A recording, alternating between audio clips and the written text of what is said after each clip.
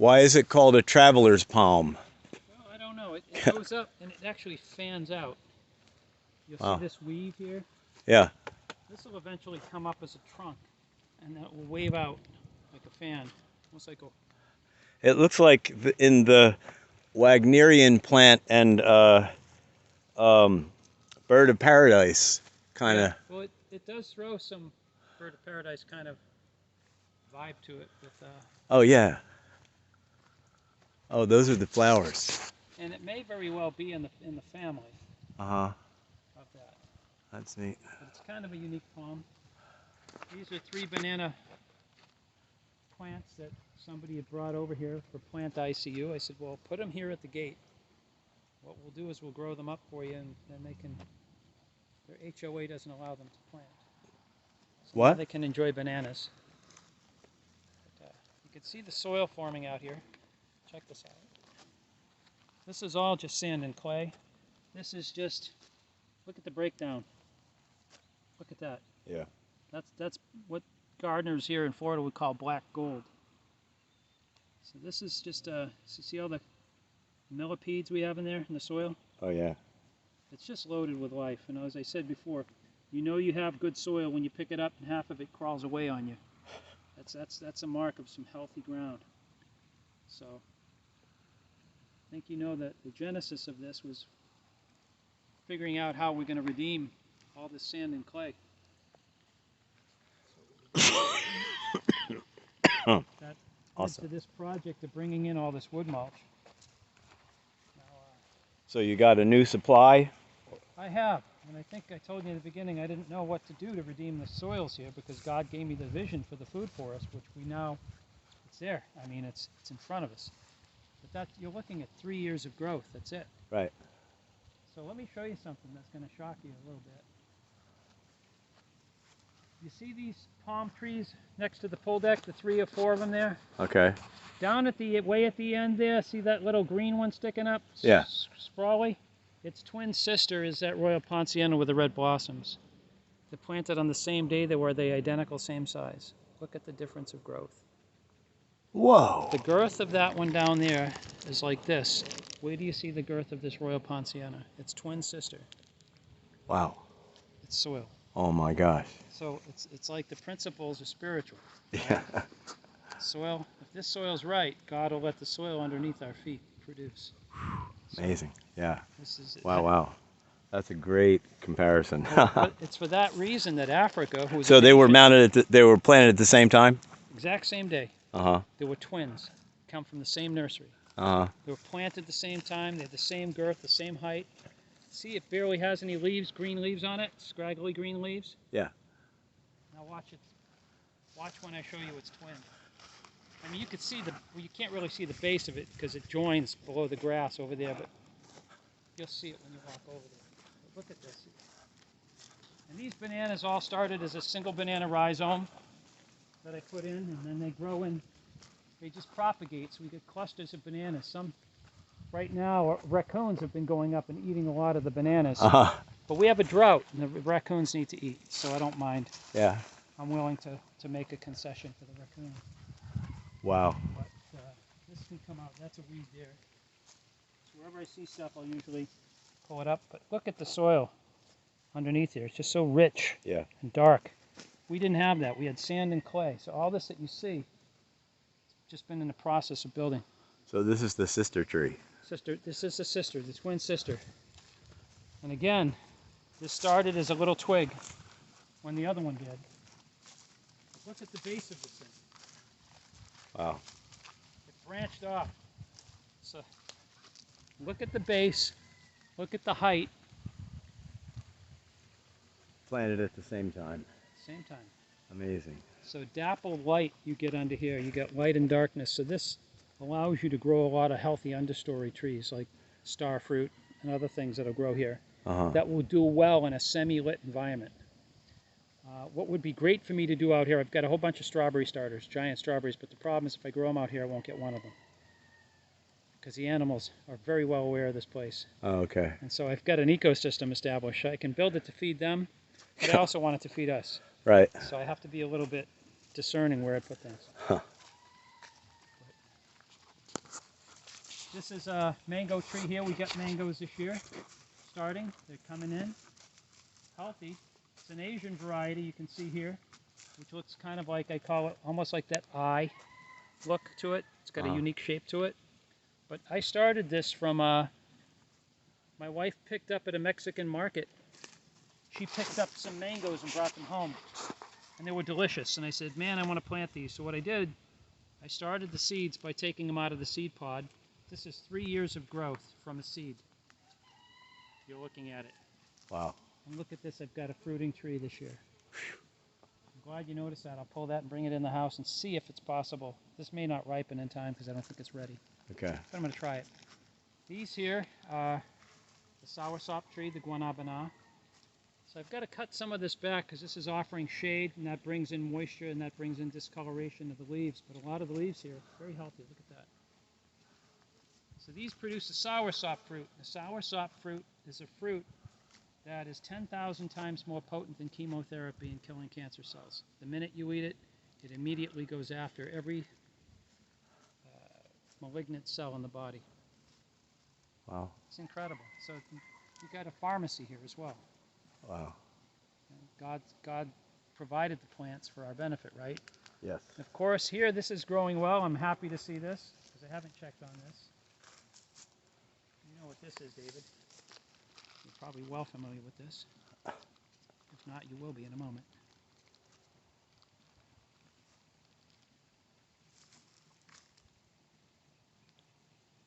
Lemongrass? Lemongrass. Wow. So this makes a fantastic tea that is Oh my nutrient dense. It's so good for you. And that's planted in, of course, the wood chips that have broken down around our pond. So what that does, having a ground cover protects the earth. Wherever you walk and you see soil, bare soil is usually where man is tread foot. You don't see that in the woods. But where Florida will have a drought, everything else is dry, the woods are green and plentiful. Who's providing for that? Is God. So we use the same model that he showed us in nature to bring that out to our fields. So that's why we're seeing abundance begin to grow. Bugs have been decimating this, and again, this year specifically because we've had a drought. So the plants are looking right now, the bugs usually look for a fiber. When they're thirsty, they look for water, and they know they're going to get it from our plants. So if we had a regular rain season, this would all be voluptuous.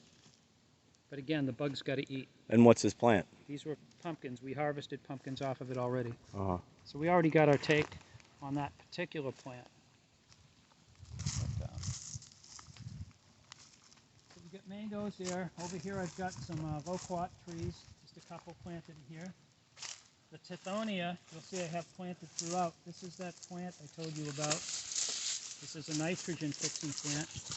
The biomass accumulator grabs everything good for nutrients from the rootstock. And what you use this for is fertilizer. So you don't have to use it from a horse. You just take this, cut it, toss it at the base of these other plants. See here? So what I can do, I can open up sun to this. And these grow prolifically. I can't chop these down fast enough. They're growing back. Wow. So they're just, they're very prolific. Plus, when they fully blossom, you get these beautiful flowers. Look at that. I got some mangoes up there hanging off. Yeah, a lot of them. That's good. Oh, look at the size of that bad boy. Yeah. I'm excited for mango season this year. This will be my first year getting a take on. But when I'm done with this season, the Lord's showing me it's a time for pruning. So I'm going to have to come out here and prune all my trees, which means... So this is the flowers of that plant, right? Correct. Yeah. This is the same tithonia that you see over there, but this is what they produce. You get these pretty flowers that come off of it. Yeah. And so these are here just to feed. You can hear the clacking of the bamboos, little clumping bamboos that I planted in here. Now those are good for not only for a wind barrier, but it also brings shade. Yeah. And shade helps to hold on to the moisture. Especially in Florida. Yes, because everything is so dry here. So these are pepper trees coming up. These are invasive, as you know, the Brazilian pepper. Wherever I see them, I'm going to bring some kids down here and offer them a prize, give them a basket. Whoever gets the most gets a prize, and then they weed the yard and they're having a good time. Yeah. Take them all out for ice cream or something, you know. So this is a moringa that I topped. You see it's already beginning to throw shoots. So that will bush out. I've got another one there leaning over. The moringa is called a miracle tree. It's got more protein than chicken. It's got more calcium than eggs. I mean, the plant's got everything. You can survive on just the leaves and water by itself. It's Wow. amazing. Some bananas here. A lot of stuff's come out. This here is a sapodilla, which I've got to pull. Again, I've got the tithonia are encroaching on it. These tithonia grow amazingly. Again, it's a Mexican sunflower. That's the formal name for it. Well, actually, not the Latin name, the American Right. name. Kind of twist these back. Those will dry and fall off. Give this a little bit more light so that it can develop. We had a burn earlier this year, so it's coming out of that and recovery. You can see a lot of the new growth here. It's really healthy. Yeah. Bouncing back. There's a resiliency to nature. So these will form seed pods. We take the seed pods when they're ready and they dry. We get seeds and we can plant more moringa. This stuff grows. It's also very brittle, easy to break. But you could survive on just the leaves of this and water. So people say, where's the fruit? You're looking at it in the leaves. Take that off. We graze. Wow. Got a little bit of a spicy aftertaste. Not a lot of flavor. If you want a little bit of sweet, you could take some of the stems and just a slight. Wow. Nice. So many trees have come out of here. When I first started planting, I just threw things in, never done this before. But as the ecosystem establishes and you learn about plants in their environment, what works and what doesn't, we're at a different phase. So we tore a lot of this out. We're in a rebuilding phase of the food forest right now. This is Arabica bean coffee. It's got to be staked up. That does very well in rich soils. Kind of likes a semi-sun circumstance, so that as that afternoon sun sets, I've got the Buddha belly bamboo behind this, which will come up and that'll give shade to this. I see.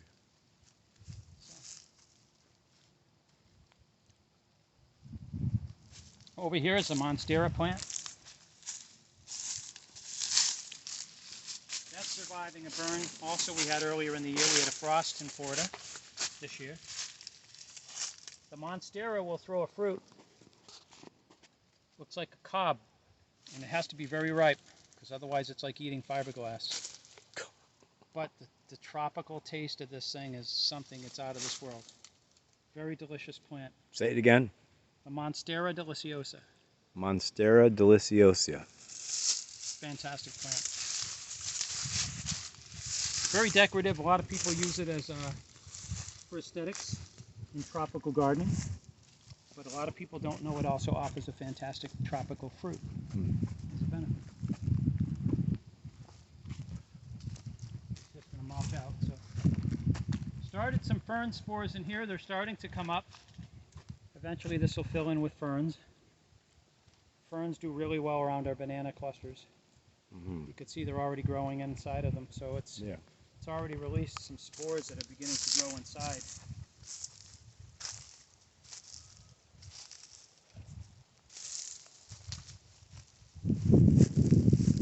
Are they all the same variety, or are they a few different? Some different ones. Okay. Some are Boston ferns. Some other ones I picked up a packet of about 10,000 spores and I just tossed them out there. So we'll see what nature does. This is called the alligator calancho, also known as the mother of thousands. This is a very unique plant as well, especially for people who are going through cancer. This is a cancer fighter. So you can break off one of these a day, eat one leaf a day, and well, 3 total, 1 with each meal, 1 with breakfast, 1 with lunch, 1 with dinner. Mm-hmm. So by consuming just 1 of these, you can heal within 3 to 4 months stage 4 cancer. It's treatment. People don't know about it. Here's why they call it the alligator cointro. Crump, crump, looks like the alligator. Each has a node. Each spike is a node. You'll see many have dropped up, but you'll see these little things here. Those are all seedlings. So those will drop. See, if I just touch it, barely they'll fall.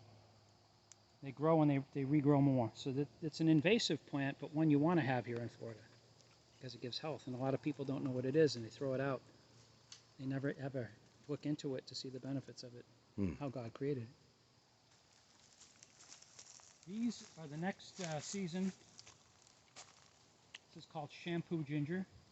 This will grow up into a big, beautiful ginger plant that'll have these pine cones that are pink. You go to squeeze it. The pine cone is almost like a rubbery texture. And out of it comes this aloe and this scent of ginger mixed in with the aloe. Paul Mitchell uses it in all his skin and hair care products. Huh. Fantastic for your hair, fantastic for your skin. We also have the regular aloe plants here coming back in this year, starting to reestablish. And aloe is great for wound treatment. We also make a drink out of it. But in order to process that, you got to cut them. There's some toxins in them. You got to bleed it out. And you open them up, and you can actually make a drink that's actually healthy for you. So it's interesting with plants because a lot of them have cyanide bacteria in the leaves.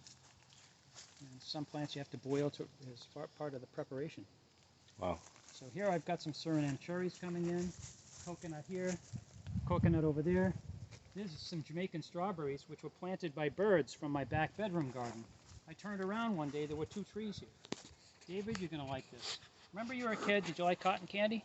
Sure. Try that berry, tell me what it tastes like.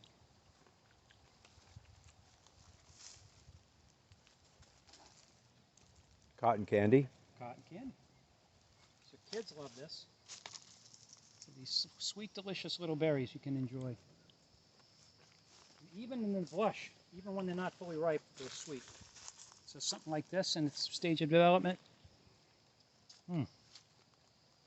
Fantastic flavor to it. The difference between plants here in a garden, this is all nutrient dense.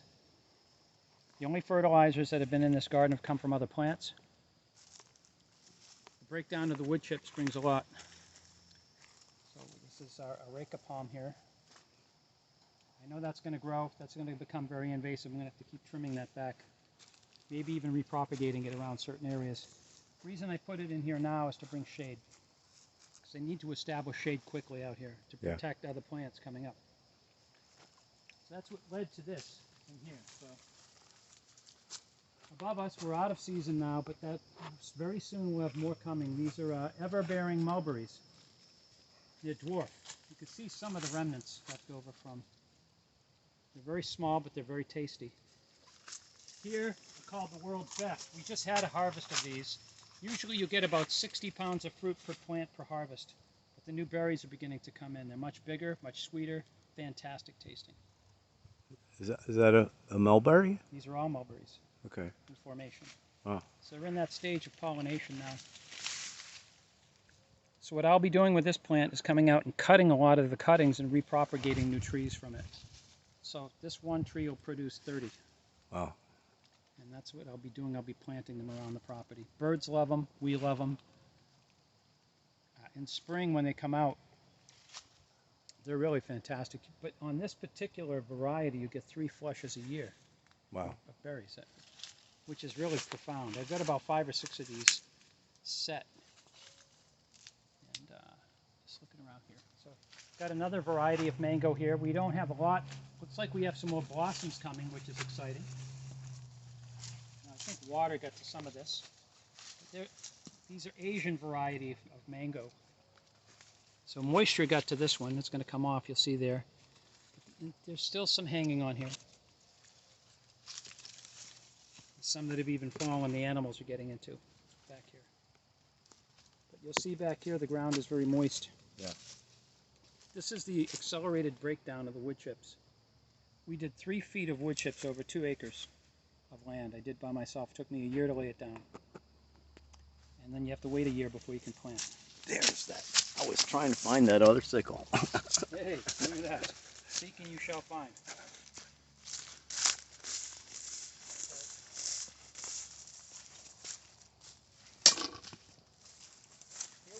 sour orange. So this has got to get pruned back. I got to prune this tree. It's producing too much. Too much is not healthy for the plant. So I'll be pruning this. But these sour oranges are fantastic. You can make marmalades out of them. You can make a lemonade out of them. And you can even make a fruit leather out of the skin by putting it in the oven, and you coat it with stevia.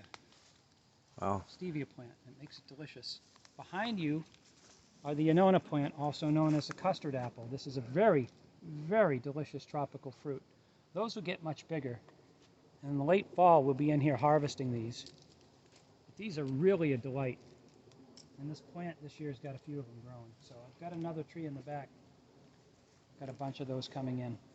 Now I managed to get a handful of these sable palms out. Good, okay. But there's still a few. All right, well, it's good we get those down. And I'll be getting out here with the hoe, hoeing all that up and getting the root systems out so that they don't repropagate. Right. This is also a mango tree variety. It's a native Floridian variety, but I don't like it as much because it gets scabby by nature. That's normal. I thought, what am I doing wrong? Nothing. That's how it grows. But this tree needs to be pruned in order for it to fruit. So I'm going to be doing a severe pruning to this. So next year I won't see any fruit on this, but the year following you'll see a bumper crop here of mangoes. At least there anyway. So over here, David, I can see the beginning actually. Talking earlier about turmeric. You're going to see popping. I have a whole bunch of them under this tree. You'll see one there popping in next to the katuk. This is the katuk, also known as the peanut butter plant. You eat the leaf. It's a superfood, okay? Has the aftertaste of peanut butter, very mild taste. The katuk. And again, very healthy. It's a superfood. And where's the, you were pointing out the other plant, the turmeric right here. turmeric? Oh. So you got it even growing outside the boundaries here. So these start as rhizomes, which is basically the root mass. And you'll get these clusters. There's rhizomes here, David. Show you. See, that's a rhizome of turmeric that's coming up. There's one you stepped on there that broke off, but that'll still grow. See that there? Mm-hmm. There's one popping through the soil here. There's another rhizome here. Wow. All these rhizomes, as these plants grow, they'll throw off these large root clusters, which guarantees you abundance every year. So these are a perennial. They come in every year. This will get very tall. I'm going to clean all this out. I'm going to move the katuk out of here and just do turmeric under here because it's so prolific down here. For whatever reason, it grows great under the story of other trees. So this will produce a lot of turmeric. My wife uses it a lot for a lot of the things we do around the house. So it's got tremendous anti-inflammatory properties to it, and it's just, again, look up turmeric. People can't say enough good about it. Oh, I'm familiar. Yes. So, and this is a peach tree that's out of season now, but we did get a lot of peaches. I know when the blight came to Florida, a lot of the citrus crop got wiped out. Florida's been looking for its own state crop again. University of Florida's been working on these to try to bring them back, but this is a Florida variety, but this makes very small peaches. But they're definitely delicious, but there's just not enough for the commercial market yet. So I discovered there's a way we can bring back Florida's citrus crop. We can get back to what we call polyculture planting. When you plant just one species in a field, if bugs or disease comes in, wipes out the entire field. So you wipe out the entire variety. Even the Indians were smart enough to do what they call companion planting. They'd plant beans next to corn because corn needs nitrogen for its roots. Just like we have what we would call a World Wide Web, the internet, underneath the ground is what we call the Wood Wide Web. There's a whole ecosystem underneath the soil of each of these plants where the plants it's like commerce takes place. They exchange nutrients. So if, for example, let's say this this tree here, which is a mango tree, let's say it lacks nutrients, and they can get it from those bananas over there. The root systems will reach out and exchange to give each plant what it needs. And when young plants are growing up, they all contribute to the babies so that they can have health and success and vigor. So different varieties of plants are contributing different nutrients to the other plants. Wow. Underneath the soil profile. Isn't that amazing? Yeah, it's amazing. You discover all this, right? I never planted a garden before, but as you pay attention to how the systems work, it becomes quite incredible. Wow. So, yeah, something to pay attention to. You're going to see more turmeric come in because of the warmer temperatures. We need 70-degree soil temperatures for at least a month before the turmeric will shoot. So we're at the cusp of that now, even in the shade. So 70-degree soil temperature. Wow. Yep, consistently. And then this is called the papaya chaya, the chaya plant. It's a very hardy leaf. That's like a spinach variety. You have to boil this a long time because there's a lot of cyanide in the plant. So you don't want to eat this raw. You do want to really cook these well. But again, a superfood. Wow. You can grow it for the leaf. And there's another variety we had around here, but it came down in a storm. It looked like a maple leaf. You get the papaya chaya and the maple leaf chaya. And they very much resemble the papaya. Wow. You see here. So it's pretty incredible. The variety that God gives us of things. So here's a baby starfruit tree, also known as a carambola. That's its Latin name. So you got some blossoms there. Believe it or not, David, this was the first tree I planted when I started this entire food forest. Really? It's small, its growth is limited, its development stunted. I'll tell you why. It does not do well in direct sun. Oh. So now, a whole ecosystem has grown up around it. So now this will begin to flourish. Wow. So there's just one more thing I have to do. I've got this mulberry tree next to it, which I think is impeding it just a little too much. Those two mulberries are going to have to come out. So I'll be removing those trees to bring in a little bit more sunlight, but you're going to see this thing take off because now we have the shade from the bamboo here.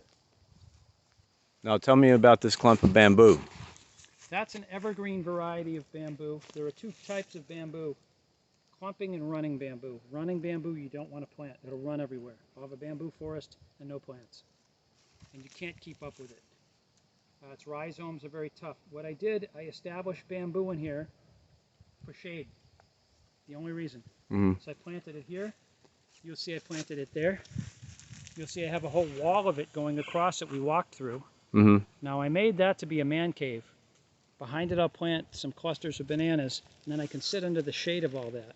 Right. And have 30-degree cooler temperatures on a hot summer day. Wow. I can put a hammock, which I'm going to do in the future with telephone poles. I'm going to drive them into the ground. I have a big hammock out there. You can just take a nap in the shade. It'll be paradise. Awesome. Might even consider putting bug net on it because it's warm. Right. So it'd be a really sweet place to rest. Phew. Yeah. So back here, I've got, oh, this is dying. That's not good. That's not a good sign. Ah, that's why. I see something's gotten to the roots of this plant. Oh, I hope it's savable. Let me look. Yeah, there's still hope. There's still time, but see the root system? You shouldn't see those roots. Those shouldn't be showing. So something has come in here. It's been eating away at this. But this is called the miracle fruit. This grows a tic-tac sized berry on it. And what it does is it changes the taste buds of your tongue. So what you can do with the miracle fruit, you can eat one of these berries, and what will happen is it'll make sour sweet in your mouth for 1 hour. So you go eat a grapefruit, and it'll taste like grapefruit Skittles. You could drink Bragg cider vinegar, it tastes like you're drinking sweet apple cider. It's really it's a funky experience. I'm probably going to bring in more of these trees. Didn't really like it back here because it wasn't getting enough sun. I think it needs more direct sun. Yeah, partial sun is what it says, but not really true. And maybe it was too impartial to sun, being where it is. But anyways, just notice that. That's going to probably have to come out. I'll have to make a trip down to Homestead and probably pick up some replacement trees for this. So we'll be replanting this. But I'm probably going to be moving this week in hopes that I can save it. So here's what you do. Plant ICU, you take the leaves off. That's taking energy out of the plant, especially if they're dead leaves. You want to be putting your energy into this. So I'll what I'll do is this week I'll come out with the Felcos. I'll trim this down to a stick, pick it up, replant it, water it, fertilize it, and watch it come back. Here's another plant that loves the shade, and I never knew it would. It wasn't recommended that I plant it here, but I did anyways, and here's one that worked out, and it's been doing very well. It's been very successful. See this? Pay attention to this leaf. It looks very beautiful, right? David, I want you to bite off the stem and chew it into a fine pulp with your teeth. Just very fine pulp, just the stem. Tell me what that is.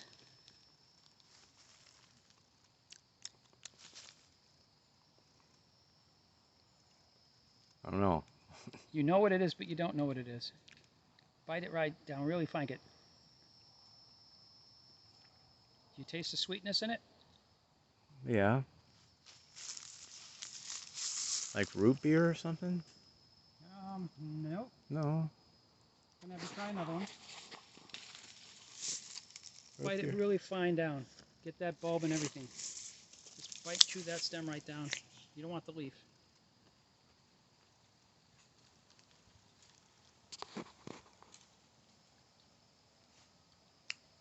Oh, it's like spearmint, peppermint, Cinnamon. cinnamon. Oh, You're eating cinnamon. Cinnamon. That's what that is. That's a cinnamon tree. Whoa. Okay, now I'm getting it. Now you get it. Man, that's awesome. Once your brain figures out what it is, your taste buds follow suit immediately. Uh-huh. It's a cinnamon It's a tree. cinnamon tree. So what they do on the cinnamon is they usually will harvest the bark. And that's what they eat. They grind that into a powder. And Yeah, like the cinnamon comes in like sort of curls of bark, dry bark. bark. Oh, You got it. okay. Mhm. Wow, that's awesome. It's Woo. a cinnamon tree. Oh, that's marvelous. Woo. Yeah, we got it now. Back here is all reclamation. Got some butterflies showing up. I don't have a lot of pollinators in here. I love seeing them floating around the property here. So we're going to have to put in more pollinators into the food forest. So I'm going to need more color and things. Milkweed is something that they absolutely love. Yeah. So I'll be planting some of that in here, as well as bringing in some bees. I've got some hives built, painted, ready to go. I just got to buy a bee suit and a smoker. And there's a gentleman over in Tampa I'll be bringing over for a weekend to train us on proper beekeeping so we know how to take care of them. Because bees are prone to get mites, and there are different diseases that can be introduced to a colony that can wipe them out. And I really don't want to take them on until I know how to properly care for them. So take that seriously. I don't want to just bring them in haphazardly and guess. So what we're going to do is we're going to plant some of these, David, but I'm going to move them. It's dry here. We had all this rain, it's still dry. That's also why that's not doing well. The bananas are resilient. They'll reach down to get what they need. You see more ferns, but look at over by the banana clusters, the ferns over there, how well they've done. Oh, yeah. Reason being is bananas are heavy feeders. So what happens is if you plant your ferns near the bananas, as those banana rhizomes and roots are taking in nutrients, that's all bypassing those ferns, which is sucking it up as well. They get the benefit of the banana heating, essentially. Wow.